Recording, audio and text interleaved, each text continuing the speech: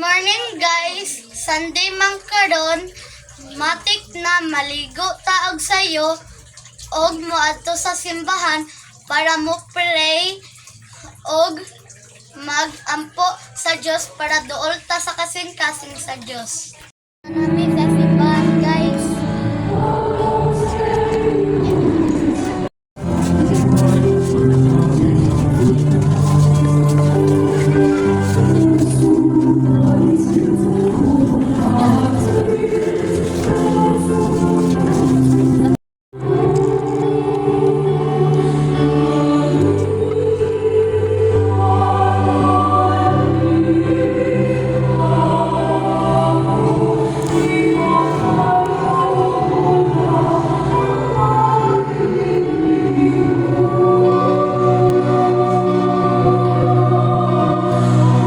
Guys, mag-start ng misa guys.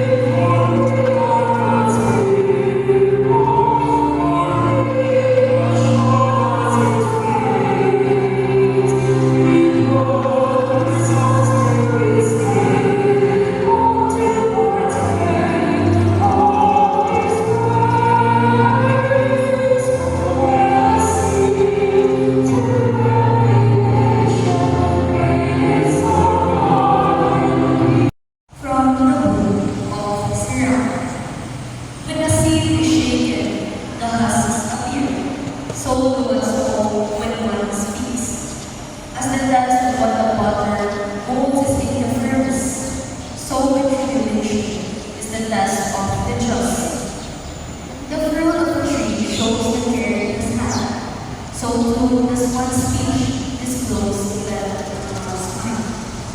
Praise no one before he speaks, for it is that people are tested.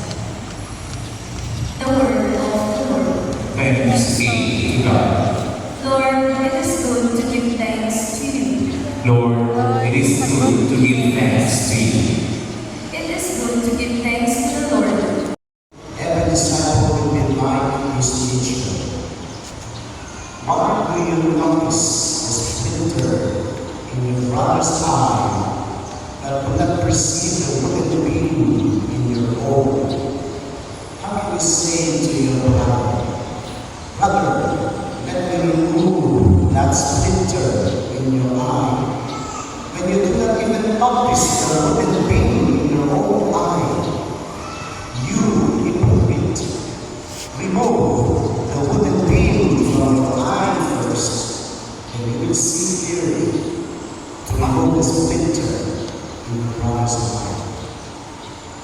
A good tree does not bear to grow as a person. These kinds of us, and because this is very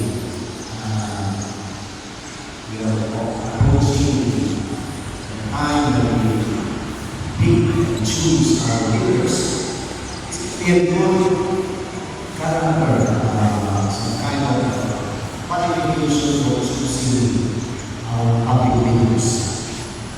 The first quality we can get out of the gospel is vision, paglantaw. A great person, a great leader must have a vision. A leader without a vision is like a blind arm leading another